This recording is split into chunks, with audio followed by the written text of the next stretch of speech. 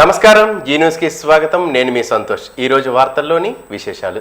Virginia పొగాకు కొనుగోళ్లపై రాష్ట్ర వ్యవసాయ శాఖ మంత్రి కింజరాపు అచ్చెన్నాయుడు ఉన్నత స్థాయి సమీక్ష నిర్వహించారు.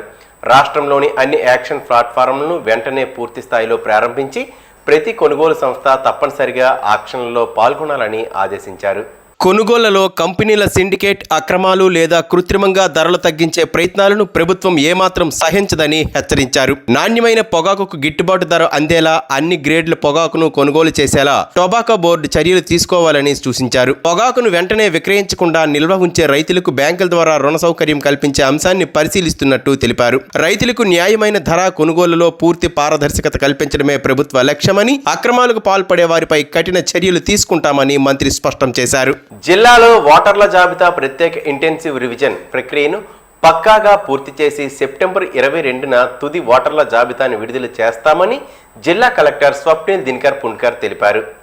శ్రీకాకుళం నగరం కలెక్టర్ కార్యాలయంలో పత్రికా సమావేశం నిర్వహించారు. ఇప్పటి వరకు 86.79% ఓటర్ల మ్యాపింగ్ పూర్తయిందని, జూలై 14 నాటికి సర్వే ముగించి జూలై 21న ముసాయిదా జాబితా విడుదల చేస్తామని చెప్పారు. ప్రజల సౌకర్యార్థం ఈ శని ఆదివారాల్లో బిఎల్ఓలు ఉదయం 9 గంటల నుంచి మధ్యాహ్నం వరకు ఆయా పోలింగ్ కేంద్రాల్లో అందుబాటులో ఉంటారని తెలిపారు. అలాగే ఓటర్లు ఆన్లైన్లో సెల్ఫ్ ఎన్యూమరేషన్, బుకే కాల్ సేవలను వినియోగించుకోవచ్చని అన్నారు. ఖరీఫ్ సీజన్కు జిల్లాలో ఎరువుల కొరత లేదని కలెక్టర్ స్పష్టం చేశారు. అవసరమైన యూరియా, డీసీపీతో పాటు ఇతర ఎరువుల నిల్వలను ముందుగానే సిద్ధం చేశామని చెప్పారు. ఈ పంట డేటాబేస్, ఏపీఎంస్, ఐఎఫ్ఎంఎస్ యాప్ల ద్వారా ఆధార్ ధృవీకరణతోనే ఎరువుల పంపిణీ జరుగుతుందని తెలిపారు. ఇప్పటి వరకు 13,356 మంది రైతులకు 14,095 మెట్రిక్ టన్నుల యూరియా పంపిణీ చేసినట్లు వెల్లడించారు. ఎరువులను అధిక ధరలకు విక్రయించే వారిపై కఠిన చర్యలు తీసుకుంటామని హెచ్చరించారు. ప్రతి చోట్ల మనం ఈ మినిట్స్ ఆఫ్ ద మీటింగ్ కూడా మనం యాప్లో అప్లోడ్ చేస్తున్నాం. నిన్న కూడా చూస్తే ఒక 100 వదిలేసి మిగతా 2,253 పోలింగ్ బూత్స్లో ఆ మినిట్స్ ఆఫ్ ద మీటింగ్ కూడా వచ్చింది. సో కాబట్టి ఇప్పటి నుంచి ఇంకా ఫోకస్ మనం పెట్టినాం. ప్రజలకి కొద్దిగా ప్రాబ్లం అవుతుంది చెప్పినట్టు, కొంచెం ఒక 10 డేస్ ఇప్పటి నుంచి 10 డేస్ ఇప్పుడు ఓకే. సో 14 వరకు మ్యాక్సిమం ఈ కింద స్థాయి ఉన్న సిబ్బంది మన ఎస్ఐఆర్ ప్రక్రియలో ఉంటారు. కొద్దిగా ప్రాబ్లం రావచ్చు, బట్ కానీ ఎక్కడైనా అర్జెంట్ సమస్యలు ఉంటే ఖచ్చితంగా అక్కడ మన సచివాలయం పరిధిలో వేరే పర్సన్ అక్కడ ఖచ్చితంగా కూర్చుంటారు. అంటే ప్రతి ఒక్కరికి మన దగ్గర దాదాపు ఒక 6,000 సచివాలయం సిబ్బందులు ఉన్నారు. మనం బిఏలో ఇచ్చిన డ్యూటీ ఉన్న వాళ్ళు ఓన్లీ 2,359 మాత్రమే ఉన్నారు. సో మిగతా ఖాళీ కాదు, మిగతా వేరే పనిలో ఉన్నారు. ఆ పని వాళ్ళతో నేను చేస్తాను. సో 10 డేస్ కొద్దిగా ప్రాబ్లం రావచ్చు, ఎస్. బట్ కానీ మరి ఒకసారి నేను రిక్వెస్ట్ చేస్తాను, ఒకవేళ బిఏలో రాకపోతే ఒక పర్సన్ విలేకర్ ఇంటికి రాలేదు, సో ఇలాంటి ఉండొచ్చు, ప్రతి చోట్ల ఉండొచ్చు. సో దయచేసి మీరు ఆ రోజు ఆ కన్సర్న్ పోలింగ్ బూత్ దగ్గర వెళ్తే, ఆ రోజు అంటే నెక్స్ట్ సాటర్డే సండే, దయచేసి మీరు వాళ్ళకి చెప్తే ఎనీవేస్ వాళ్ళు మీ ఇంటికి రావాలి, ఖచ్చితంగా రావాలి. ఒకవేళ మిస్ అయితే మీరు అక్కడ వెళ్తే ఈ ఎన్యూమరేషన్ ఫామ్ అక్కడికక్కడే ఫిల్ చేసుకొని మనం డిసిజన్ చేస్తాం. మాజీ ముఖ్యమంత్రి డాక్టర్ కొణిజేటి రోసయ్య జయంతి సందర్భంగా శ్రీకాకుళంలోని పెదపాడు క్యాంపు కార్యాలయంలో మాజీ మంత్రి ధర్మాన ప్రసాదరావు ఆయన చిత్రపటానికి పూలమాల వేసి ఘనంగా నివాళులర్పించారు. ఈ సందర్భంగా ధర్మాన ప్రసాదరావు మాట్లాడుతూ డాక్టర్ రోసయ్యతో తనకు ఉన్న సుదీర్ఘ అనుబంధాన్ని గుర్తు చేసుకున్నారు. ప్రజాసేవకు అంకిత భావంతో పనిచేసిన గొప్ప నాయకుడుగా, రాజకీయాల్లో విలువలు, నిజాయితీ, నిరాడంబరతకు నిలువెత్తు నిదర్శనమని కొనియాడారు. రాష్ట్ర అభివృద్ధి, ప్రజా సంక్షేమం కోసం ఆయన అందించిన సేవలు చిరస్మరణీయమని పేర్కొంటూ ప్రజల హృదయాల్లో డాక్టర్ రోసయ్యకు ఎప్పటికీ ప్రత్యేక స్థానం ఉంటుందని అన్నారు. వైఎస్ఆర్ కాంగ్రెస్ పార్టీ కళింగ వయసు అధ్యక్షులు అందవరపు సూరిబాబు మాట్లాడుతూ ఉమ్మడి ఆంధ్రప్రదేశ్ ముఖ్యమంత్రిగా, తమిళనాడు గవర్నర్గా డాక్టర్ రోసయ్య విశిష్టమైన సేవలు అందించారని తెలిపారు. ప్రజా జీవితంలో నిజాయితీ, నిబద్ధతకు ఆయన ప్రతీకగా నిలిచారని పేర్కొన్నారు. శాసనసభలో వరుసగా 16 సార్లు బడ్జెట్ ప్రవేశపెట్టి అరుదైన రికార్డు సృష్టించిన ఘనత ఆయనదేనని అన్నారు. శ్రీకాకుళం జిల్లాతో రోసయ్యకు ప్రత్యేక అనుబంధం ఉందని, ఆయన స్ఫూర్తితో ఎంతో మంది నాయకులు ప్రజాసేవలో ముందుకు వచ్చారని సూరిబాబు తెలిపారు. రోసయ్యతో తమ కుటుంబానికి ఉన్న సన్నిహిత అనుబంధం ఎప్పటికీ మరవలేనిదని గుర్తు చేసుకున్నారు. ఈ కార్యక్రమంలో అంబటి శ్రీనివాసరావు, కోనార్కు శ్రీనివాసరావు, మండవెల్లి రవి, ఎన్ని ధనుంజయరావు, జిఎల్ తంగుడు నాగేశ్వరరావు తదితరులు పాల్గొని డాక్టర్ కొణిజేటి రోసయ్య చిత్రపటానికి పుష్పాంజలి ఘటించి ఘన నివాళులర్పించారు. ధర్మాన ప్రసాద్ చేతుల మీదుగా వారికి నివాళులు అర్పించడం మరియు మాకు చాలా ఆనందంగా ఉంది. బడ్జెట్ ఆంధ్రప్రదేశ్లో బడ్జెట్ ఆర్థిక శాఖ మంత్రిగా 16 సార్లు పెట్టడం, శాసనసభ వ్యవహార మంత్రిగా శాసనసభలో అతని ప్రతిభ, అతని బహుముఖ ప్రజ్ఞాశాలి, అనేక కార్యక్రమాలు వారు చేశారు. వారు చరిత్రనంత వరకు రోసయ్య గారు ఉంటారు. మరి ముఖ్యమంత్రిగా వారు ఉమ్మడి రాష్ట్రంగా చేయడం, గవర్నర్గా చేయడం మరి వారి యొక్క గొప్పతనానికి నిదర్శనం. మరి వారు గవర్నర్గా ఉండేటప్పుడు వారు మద్రాసు చెన్నై ఎయిర్పోర్ట్ దిగినప్పుడు ఆనాటి ముఖ్యమంత్రి జయలలిత గారే స్వయంగా ఎయిర్పోర్ట్కి వచ్చి ప్రాసెస్ గారిని స్వాగతం చెప్పడం అనేది దేశ చరిత్రలోనే గొప్ప విషయంగా అది భావించాం.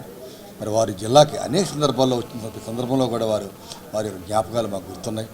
మరి వారి యొక్క ఆత్మశాంతి కలగాలని, వారి ఆలోచనలు, వారి యొక్క సిద్ధాంతాలు, మరి అన్ని రకాలుగా వారి యొక్క ఈ కార్యక్రమం లక్ష్యాలను మేము గుర్తుపెట్టుకొని వారి యొక్క ఆశయ సాధన కోసం పనిచేస్తామని, వారి ఆత్మశాంతి కలగాలని కోరుకుంటూ థ్యాంక్ యూ వెరీ మచ్. భారత స్వాతంత్ర పోరాటంలో చైతన్యపు జ్వాలా స్ఫూర్తిని రగిలించిన ఘనత అల్లూరి సీతారామరాజుదేనని జాతీయ ఉత్తమ ఉపాధ్యాయ అవార్డు గ్రహీత చౌదరి రాధాకృష్ణ అన్నారు. శ్రీకాకుళంలోని గాంధీ మందిరం స్వాతంత్ర సమరయోధుల స్మృతివనంలో అల్లూరి 129వ జయంతి వేడుకలు శనివారం ఘనంగా జరిగాయి. విగ్రహదాత జామి హరీష్ తో పాటు గాంధీ మందిర ప్రతినిధులు పైడి హరనాథరావు, జి నాగేశ్వరరావు శాస్త్రి తదితరులు అల్లూరి విగ్రహానికి పూలమాలలు వేశారు. ఈ సందర్భంగా వారు మాట్లాడుతూ ఆంధ్రప్రదేశ్ లో స్వాతంత్ర పోరాటాన్ని సాయుధ పోరాటంగా మలిచిన కీర్తి అల్లూరి సీతారామరాజుదని అన్నారు. బ్రిటిష్ రాజ్యానికి ఎదురొడ్డి నిప్పు కణికెల్లాంటి మాటలతో ఒకవైపు ప్రజా చైతన్యాన్ని మరోవైపు రగిలిస్తూ సీతారామరాజు పోరాటాలకు దిక్సూచిగా నిలిచారని చెప్పారు. అల్లూరి అందించిన స్ఫూర్తి పోరాట యోధులందరికీ శాశ్వత బాటగా నేటికి కొనియాగబడుతుండడం గొప్ప విషయమని అన్నారు. అనంతరం అవధాన పండితులు పైడి హరనాథరావు గేయాన్ని ఆలపించారు. విగ్రహదాత జామి హరీష్ ని గాంధీ మందిర ప్రతినిధులు సత్కరించారు. మన్యంలో ప్రజలందరూ కూడా సహకరించడం, బ్రిటిష్ వాళ్ళ మీద తిరుగుబాటు చేయడం ఇవన్నీ జరిగాయి. ఈ క్రమంలో ఆయన ఎవరి కోసమైతే పోరాటం చేస్తున్నారో, ఒకవైపు మన్యం గిరిజనుల కోసం, ఇంకొక వైపు దేశం కోసం, స్వాతంత్రం కోసం, వాళ్ళకే ఇబ్బందులు వచ్చినప్పుడు చివరిలో ఆయన ఆ ప్రజల కోసమే, భారత మాత కోసం ప్రాణత్యాగం చేసినటువంటి మహానుభావుడైన, మనం ఎందుకు అనుకున్న ఎల్కేజీ నుంచి డిగ్రీ వరకు ఉన్న ప్రతి స్టూడెంట్ కూడా ఆయన ఏకపాత్ర వెయ్యాలి అనేటటువంటి కుతూహలం ఉంటుంది. అంతగా ఇన్స్పైర్ చేసినటువంటి నాయకులు మనకి బహుశా ఎవరు దొరకరేమో. మరి అంత గొప్ప మహానుభావుడిని ఈరోజు మనం స్మరించుకోవడం మన అదృష్టంగా భావిస్తున్నాం. ప్రధానమంత్రి నరేంద్ర మోడీ నాయకత్వంలో గత 12 ఏళ్లుగా దేశం అభివృద్ధి సంక్షేమ రంగాల్లో విశేష పురోగతి సాధించిందని బీజేపీ యువమోర్చా రాష్ట్ర అధ్యక్షుడు సునీల్ రెడ్డి చెప్పారు. శ్రీకాకుళం జిల్లా పర్యటనలో భాగంగా ఆయన ముందుగా అరసవెల్లి శ్రీ సూర్యనారాయణ స్వామిని దర్శించుకుని అనంతరం ఎచ్చెర్ల ఎమ్మెల్యే నడికుదిటి ఈశ్వరరావుతో కలిసి మాజీ ప్రధాని అటల్ బిహారీ వాజ్పేయి విగ్రహానికి పూలమాల వేసి నివాళులర్పించారు. తర్వాత బీజేపీ జిల్లా అధ్యక్షుడు దన్నాన మదన్ మోహన్ ఆధ్వర్యంలో పార్టీ కార్యకర్తల సమావేశంలో పాల్గొన్నారు. ఈ సందర్భంగా మీడియాతో మాట్లాడుతూ అయోధ్య రామ మందిర నిర్మాణం, ఆర్టికల్ 370 రద్దు, ట్రిపుల్ తలాక్ రద్దు వంటి చారిత్రక నిర్ణయాలతో పాటు పేదలకు ఇల్లు, జల్ జీవన్ మిషన్, ఉజ్వల, స్టార్టప్ ఇండియా వంటి పథకాల ద్వారా కోట్లాది మందికి ప్రయోజనం చేకూరిందని చెప్పారు. ఆంధ్రప్రదేశ్ లో కూటమి ప్రభుత్వం యువతకు ఉద్యోగాలు, పెట్టుబడులు, పారిశ్రామికాభివృద్ధికి ప్రాధాన్యం ఇస్తుందని, విశాఖలో గూగుల్ సంస్థ, రైల్వే జోన్ వంటి ప్రాజెక్టులు ఉత్తరాంధ్ర యువతకు ఉపాధి అవకాశాలు కల్పిస్తాయని అన్నారు. యువసారథి పర్యటన ద్వారా యువత, నిరుద్యోగుల సమస్యలను తెలుసుకుని వాటిని పార్టీ నాయకత్వం ముఖ్యమంత్రి చంద్రబాబు నాయుడు, ఉప ముఖ్యమంత్రి పవన్ కళ్యాణ్ దృష్టికి తీసుకువెళ్లి పరిష్కారానికి కృషి చేస్తుందని అన్నారు. రానున్న స్థానిక సంస్థలు 2029 ఎన్నికల్లో యువ నాయకత్వాన్ని ప్రోత్సహించడం బీజేపీ లక్ష్యమని పేర్కొన్నారు. ఈ కార్యక్రమంలో బీజేపీ నాయకులు, భారతీయ యువమోర్చా సభ్యులు, విద్యార్థులు తదితరులు పాల్గొన్నారు. జిల్లాకు రావడం జరిగింది. ఈ జిల్లాలో ఉన్న యువతను కలవడం జరుగుతుంది. నిరుద్యోగ సమస్యలు ఏమున్నాయి, కూటమిలో ఉన్నామని ఎక్కడ మేము నెగ్లిజెన్స్గా లేము. కంపల్సరీగా యువకుల సమస్యలు తెలుసుకుంటాం, నిరుద్యోగుల సమస్యలు తెలుసుకుంటాం. ఆ సమస్యలకు పరిష్కారం ఏ విధంగా మేము తీసుకెళ్లాలని మా రాష్ట్ర అధ్యక్షులు పివిఎన్ మాధవ్ గారితో మాట్లాడి, చంద్రబాబు నాయుడు గారితో మాట్లాడి, పవన్ కళ్యాణ్ గారితో మాట్లాడి ఆ యొక్క సమస్యలకు పరిష్కారం చూపించే విధంగా భవిష్యత్తులో ఒక ముందడుగు వేస్తామని తెలియజేసుకుంటాం. ఖచ్చితంగా గత ప్రభుత్వానికి ఈ ప్రభుత్వానికి తేడా స్పష్టంగా కనిపిస్తుంది. ఈ స్పష్టమైన తేడాని విద్యార్థుల్లోకి, యువతలకు మేము తీసుకెళ్ళి రాబోయే స్థానిక ఎన్నికలకు యువ నాయకత్వాన్ని రాబోయే ఎన్నికల్లో నిలబెడతాం. ఆ యువ నాయకత్వాన్ని గెలిపించుకునే ప్రయత్నం చేస్తాం. రాబోయే 2029 ఎన్నికల్లో ఆంధ్రప్రదేశ్లో యువ నాయకత్వంతో ఉండాలి. ఎందుకంటే ఈ రాష్ట్రంలో రాజకీయ నాయకుల యొక్క ప్రవర్తన మారాలి. అది ఏ పార్టీ అయినా సరే కేవలం తొడలు కొట్టడం, మీసాలు తిప్పడమే కాదు, విద్యార్థులు, నిరుద్యోగులు కూడా రాజకీయ నాయకులుగా తీర్చిదిద్దాలి అనేటువంటి సంకల్పం అన్ని పార్టీలు తీసుకోవాలి. ఆ విధంగా భారతీయ జనతా పార్టీ కూడా ఆ సంకల్పాన్ని తీసుకుంటుందని తెలియజేస్తూ ఈ అవకాశం ఇచ్చిన పెద్దలందరికీ కూడా ప్రత్యేకమైన ధన్యవాదాలు. ఈ సమావేశంలో పాల్గొన్న పాత్రికేయ మిత్రులకు ప్రత్యేకమైన ధన్యవాదాలు. థ్యాంక్ యూ అన్న. భిన్నత్వంలో ఏకత్వమే భారతీయ సంస్కృతి, దేశ సమైక్యతకు మూలాధారమని వక్తలు పేర్కొన్నారు.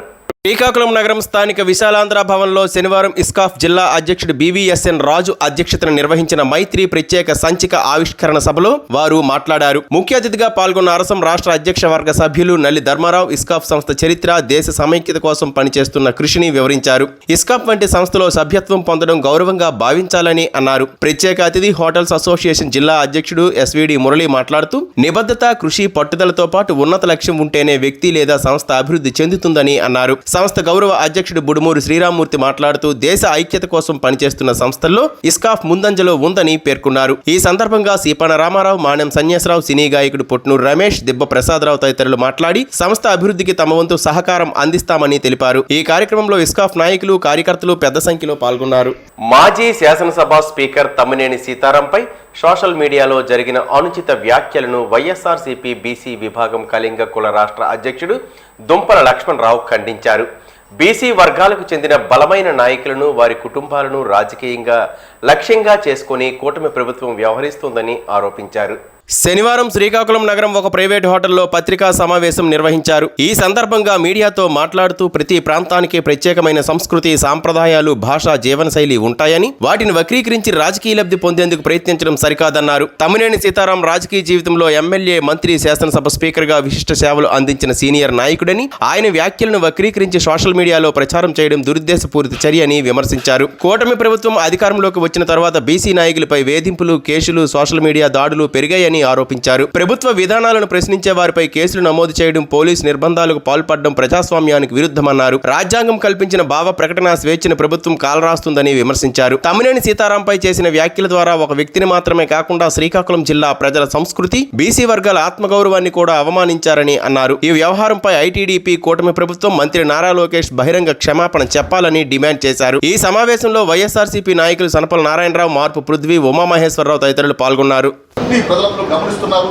ఈ భారతదేశ రాజకీయ చరిత్ర పరిపాలిస్తే 2 ఏళ్ల పరిపాలన కాలంలోనే ఇంత ప్రజా వ్యతిరేకత అనేది ఏ పార్టీకి ఈ రాష్ట్రంలో, ఈ దేశంలో ఏ రాష్ట్రంలో లేదు. 2 ఏళ్ళలోనే కనీసం రోడ్డు ఎక్కలేప్పుడు పరిస్థితి ఉంది. మాట్లాడితే కేసులు, రెడ్ బుక్ రాజ్యాంగం, విశాఖపట్నంలో ఒక ఇన్ఫోసిస్, అతని డేటా సెంటర్స్, ఇవన్నీ ఆ రోజుల్లోన జగన్మోహన్ రెడ్డి తీసుకొస్తే ఈ విశాఖపట్నం బీచ్లో బాల్ ఓపెన్ చేస్తున్నావు. అసలు ఏం చెప్తున్నావు? ప్రజలకు ఏ విధంగా నువ్వు సమాధానం చెప్తావు? ఇవన్నీ ప్రజలు గమనిస్తున్నారు. ఖచ్చితంగా మీరు తగిన మూల్యం చెల్లించుకో తప్పదు. తమ్మినేని సీతారాం మీద మాటల దాడి 132 బీసీల దాడిగా మీరు పరిగణిస్తాం. ఈరోజు ప్రెస్ మీట్ ఈరోజు స్టార్ట్ అయింది. ఇక్కడ నుంచి ఒక ఉధృతంగా ప్రతి నియోజకవర్గంలో కూడా పెట్టడం జరుగుతుంది, ప్రతి జిల్లాలో కూడా పెట్టడం జరుగుతుంది. 132 బీసీ కులాలకు కూడా ఆయనకి సపోర్ట్గా నిల్చుంటామని చెప్పేసి ఈ పత్రికా సమావేశం తెలియజేస్తున్నాను. Thank you. మీరు ఇప్పుడు కేంద్ర మంత్రిగా ఉన్నటువంటి రామ్మోహన్ నాయుడు గారు కానీ, రాష్ట్ర మంత్రిగా ఉన్నటువంటి అచ్చెన్నాయుడు గారు కానీ ఈ జిల్లాకి ఈ రోజుకి 2 సంవత్సరాల నుంచి మీరు పరిపాలించారు. 2 సంవత్సరాలు మీరు చేసింది ఏంటి? మీరు ఒరిగిందే, మీరు చేసిందంతా ఒకటే. ఎక్కడైతే వైఎస్ఆర్ పార్టీ అభిమానులు ఉన్నారో, ఎక్కడైతే వైఎస్ఆర్ పార్టీ నాయకులు ఉన్నారో వాళ్ళ మీద కేసులు పెట్టడము, వాళ్ళ మీద లేనిపోయిన అరెస్ట్మెంట్ చేయడము, వాళ్ళ మీద దాడి చేయడము, వాళ్ళని మీరు అరెస్ట్ చేయించడము, వాళ్ళని వీక్ చేయాలని చూస్తున్నారు తప్పించి. ఏమండి, మీరు కేంద్ర మంత్రి కానివ్వండి, మీరు రాష్ట్ర మంత్రి కానివ్వండి, ముఖ్యమంత్రి కానివ్వండి, మీరు చేసిన అరాచకాలు మేము ఖండిస్తాము, తిప్పకొడతాము. ప్రజల వల్ల మీరు తారాస్థాయిగా గతం నుంచి ఎక్కడి నుంచి మీరు వచ్చారో, మీరు గతంలో మీరు ఏ స్థాయి నుంచి వచ్చారో ఆ స్థాయికి పంపించే వారికి కూడా పార్టీ తరఫున, ప్రజల తరఫున మేము పోరాడతామని తెలియజేస్తాం. చిరు చినుకుల సవ్వడితో శ్రీకాకుళం పట్టణం సోమరితనాన్ని వీడి సేద తీరగా వర్షాల కోసం ఎదురు చూస్తున్న రైతులకు నేటి వర్షం కొంత ఊరటను కలిగించింది. ఎల్నీనో ప్రభావంతో జిల్లాలో తీవ్ర నీటి కొరత నెలకొన్న నేపథ్యంలో ఈ వర్షం ఆశాజనకంగా మారింది. ఇటీవల నీటిపారుదల శాఖ సూపరింటెండింగ్ ఇంజనీర్ సుధాకర్ మాట్లాడుతూ వర్షాలు కురిస్తే తప్ప సాగునీటి పరిస్థితి మెరుగుపడే అవకాశం లేదని పేర్కొన్నారు. ఈ నేపథ్యంలో జిల్లాలో కురిసిన వర్షం రైతుల ఆశలు రేకెత్తించింది. జిల్లా మొత్తం 6.28 లక్షల ఎకరాల ఆయకట్టు ఉండగా అందులో 2.48 లక్షల ఎకరాల వంశధార ప్రాజెక్టు పరిధిలో ఉన్నాయి. మిగిలిన ఆయకట్టు మైనర్ ఇరిగేషన్, నారాయణపురం, మడ్డువలస తదితర ప్రాజెక్టుల కింద సాగుతుంది. ప్రస్తుతం ఏ ప్రాజెక్టు నుంచి సాగునీరు విడుదల చేసే పరిస్థితి లేకపోవడంతో రైతులు వర్షాలపైనే ఆధారపడి ఉన్నారు. వంశధార ప్రాజెక్టుకు ప్రస్తుతం 90 నుంచి 150 క్యూసెక్కుల మేర మాత్రమే నీటి ప్రవాహం వస్తుందని అధికారులు తెలిపారు. తాజా వర్షాల ప్రభావంతో ప్రాజెక్టుల్లో నీటి నిల్వలు పెరిగే అవకాశం ఉండడంతో రైతులు, వ్యవసాయ వర్గాలు ఆశాభావం వ్యక్తం చేస్తున్నాయి. పర్యావరణ పరిరక్షణ ప్రతి ఒక్కరి బాధ్యత అని వక్తలు పేర్కొన్నారు.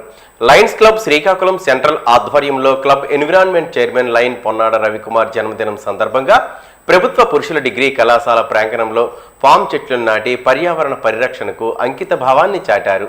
ఈ సందర్భంగా ప్రముఖ వైద్యులు లయన్ డాక్టర్ సింధూరా మాట్లాడుతూ జన్మదినాన్ని సమాజానికి ఉపయోగపడే కార్యక్రమంతో జరుపుకోవడం అభినందనీయమన్నారు. లయన్స్ క్లబ్ సెంట్రల్ అధ్యక్షుడు నటుకుల మోహన్, ఆంధ్రప్రదేశ్ వర్కింగ్ జర్నలిస్టుల రాష్ట్ర అధ్యక్షుడు కొంక్యాన వేణుగోపాల్, కళాశాల ప్రిన్సిపల్ డాక్టర్ శ్రీనివాస్ పాత్రో మాట్లాడుతూ పర్యావరణ సేవల్లో పొన్నాడ రవికుమార్ చేస్తున్న విశేష కృషిని కొనియాడారు. ఆయన సేవలను గుర్తించి వరుసగా 2వ ఏడాది కూడా Lions club international environment chairman గా కొనసాగించడం గర్వకారణమన్నారు. లయన్ పొన్నాడ రవికుమార్ మాట్లాడుతూ భూమి, నీరు, గాలి, చెట్లు, జీవజాలం కలిసే పర్యావరణమని, మానవ మనుగడకు అది అత్యంత కీలకమని అన్నారు. ప్రజలు, ముఖ్యంగా విద్యార్థుల్లో పర్యావరణంపై అవగాహన పెంపొందించడమే ఈ కార్యక్రమం ఉద్దేశమని తెలిపారు. ప్రతి ఒక్కరూ స్వచ్ఛందంగా పర్యావరణ పరిరక్షణలో భాగస్వాములు కావాలని పిలుపునిచ్చారు. ఈ కార్యక్రమంలో నీడనిచ్చే ఔషధ గుణాలు కలిగిన మొక్కలను నాటగా కళాశాల ఎన్ఎస్ఎస్, ఎన్సిపి విద్యార్థులు ఉత్సాహంగా పాల్గొని మొక్కల సంరక్షణకు ప్రతిజ్ఞ చేశారు. ఈ కార్యక్రమంలో కళాశాల అధ్యాపకులు doctor D Adinarayana, walkers club ప్రతినిధులు కొంక్యాన మురళీధర్, గేదెల ఇందిరాప్రసాద్, లక్ష్మి తదితరులు పాల్గొన్నారు. గార మండలం సతివాడ గ్రామానికి చెందిన అంబటి నాగరాజు తీవ్ర టీబీ, గుండె సంబంధిత వ్యాధులతో బాధపడుతూ